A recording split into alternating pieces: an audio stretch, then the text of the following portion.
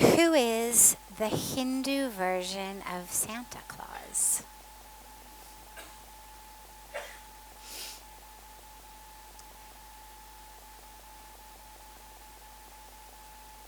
The law of karma. See, when we think about Santa Claus, is this actually on?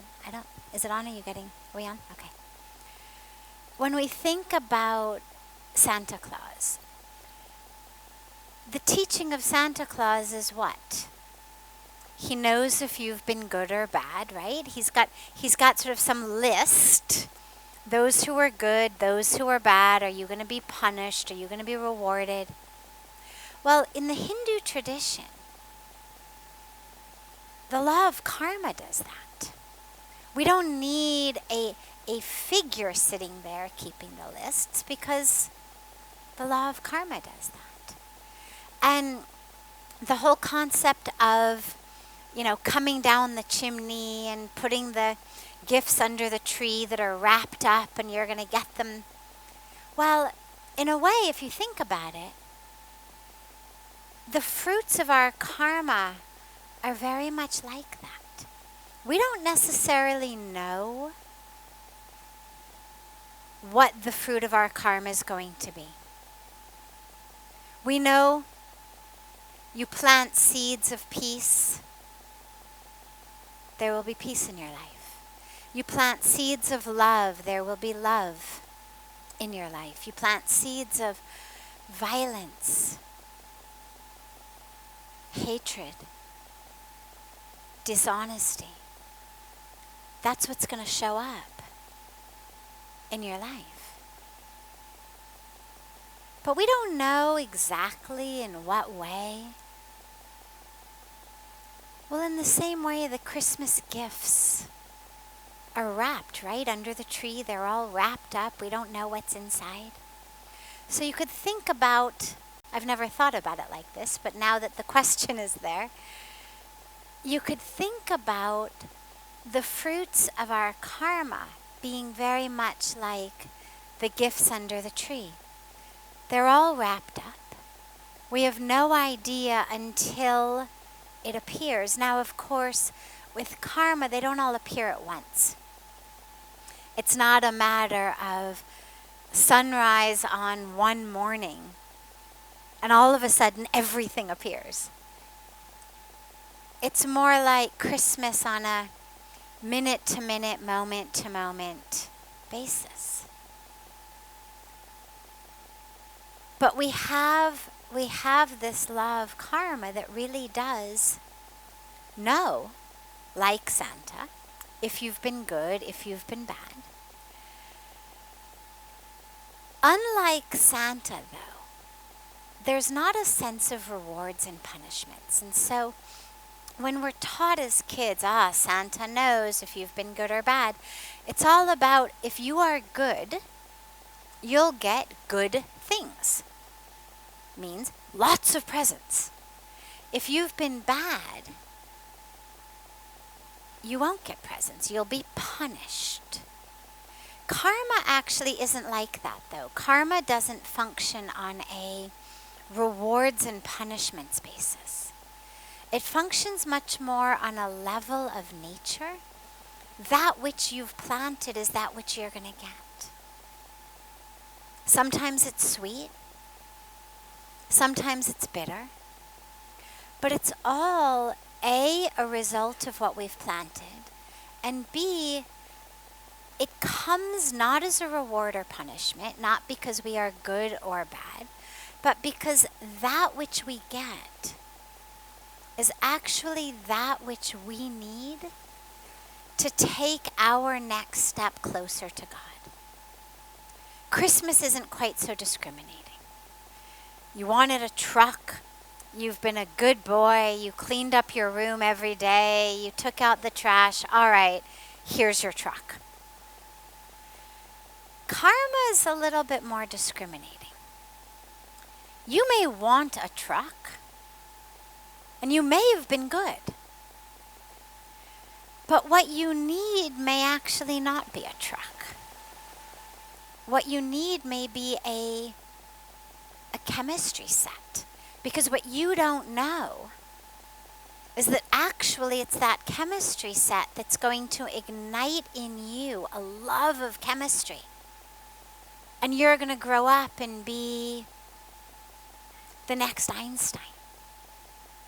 Now you may be sad, oh, I wanted a truck. Like, what do you have to do for a truck around here, right? I was a good kid, did my homework, took out the trash, cleaned up my room. Why didn't I get a truck? And with karma, it's really important that we recognize the universe is not there rewarding or punishing us. It's not a matter of if I do things that are good, I'm going to get whatever I want. You see this a lot. Puja Swamiji always jokes that and I'll say it in Hindi because it actually works better in Hindi, but then I'll give it in English as well.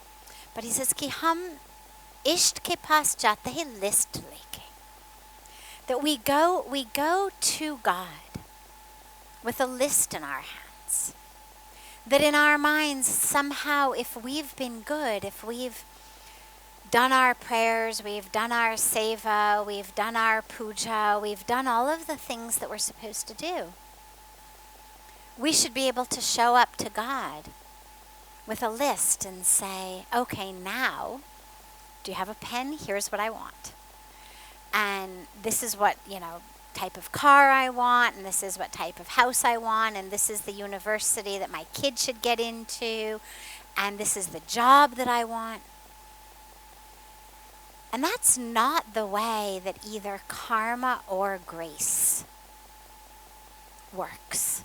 So Santa may be amenable to your lists and your letters, but the law of karma is much more focused on actually, what do you need to take your next step closer to your awakening, your connection with God? The example that I give on this frequently is, we walk up to a vending machine and we put in our 100 rupee bill or 50 rupees or whatever it is, and we hit the button for chocolate. And a chocolate bar comes out. The vending machine doesn't care that you're 500 pounds and you're diabetic and your teeth are rotten and have fallen out. All the vending machine cares is you've put in your money, you've pushed the button, comes out. And we go through our spiritual life as though somehow the universe, especially the spiritual universe, were a vending machine.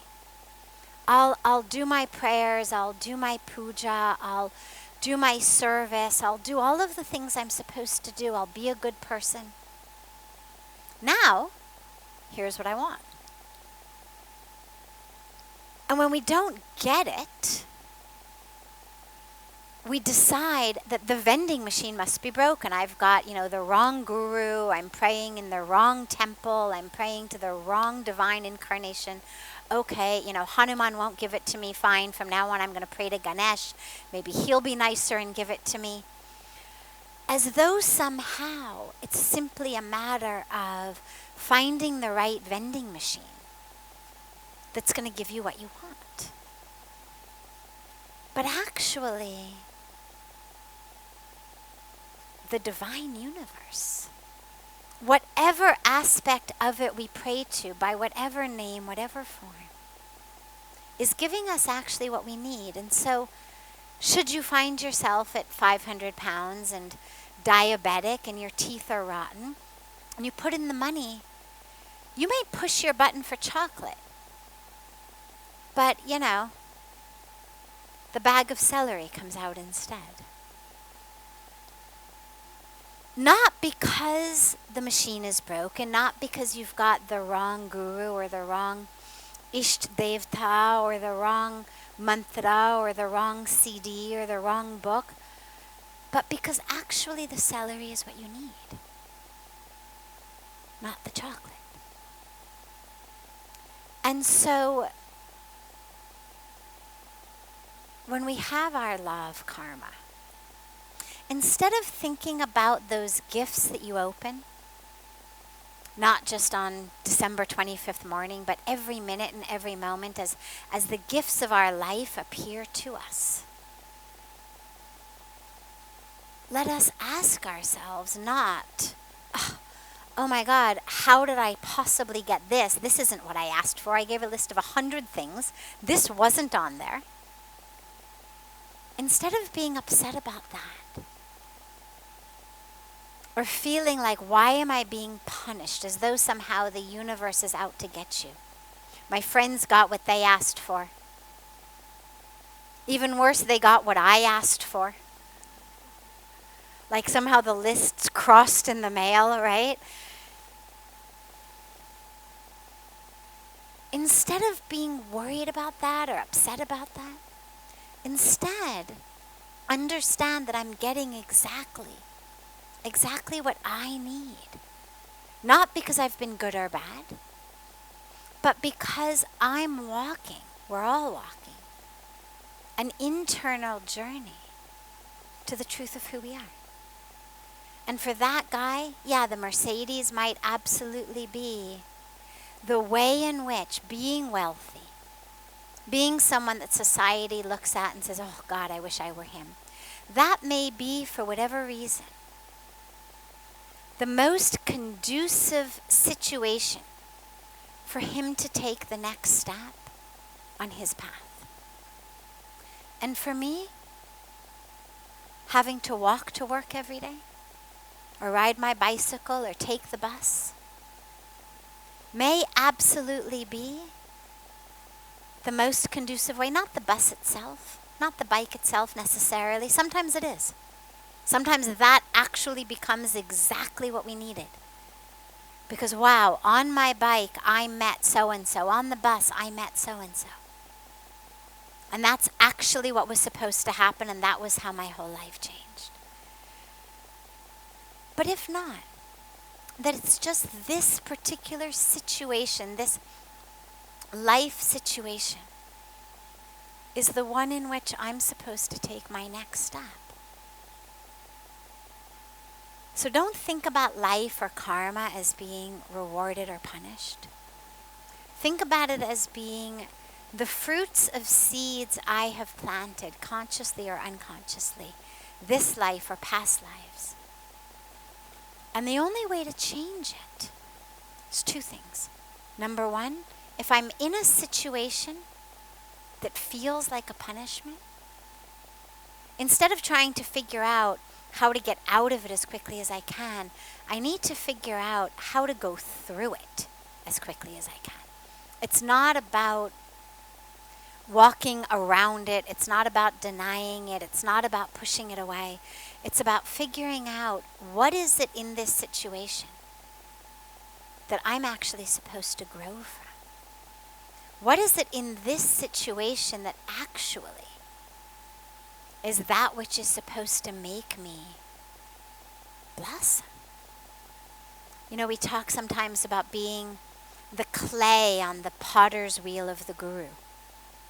That you're getting spun around and slapped and then thrown in the hot kiln. Doesn't feel good. But at the end of the day, you've emerged as a beautiful piece of art. You've emerged as something that is beneficial and useful for the world, a tool, rather than just a lump of clay. And so instead of wondering, why am I the one being punished to be spun around or in this hot fire, ask yourself, what is it I'm supposed to learn, experience, become in this situation? Because until you do that, you're not going to be done with it. The universe is just going to keep sending it to you over and over again. This is why we find ourselves in patterns. The universe is saying to you, excuse me, we've got some work here. There's a purpose with this. You can run, but you can't hide. Here it is again. So the only way out is through. The other way, depending on the situation, is plant different seeds. So, okay, I'm in this situation right now. It doesn't feel good. I understand at some point in my past I've planted the seeds that have borne fruit today. But if I don't like this fruit, rather than expecting that I can just magic wand an apple tree into an orange tree, how do I find orange seeds? How do I plant them? So that if not tomorrow, at least next year, I'll have oranges. And in the meantime, how can I get whatever I'm supposed to get from this apple tree? Maybe it's a lesson in, making apple pie. Maybe I don't like apple pie, but I make it and bring it to the homeless kitchen. Maybe the guy living on the street really likes apples. Maybe the kids in the school nearby really like apples.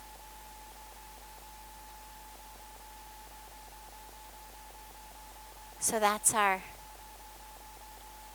Christmas. Karmic Christmas. Or karma for Christmas, rather.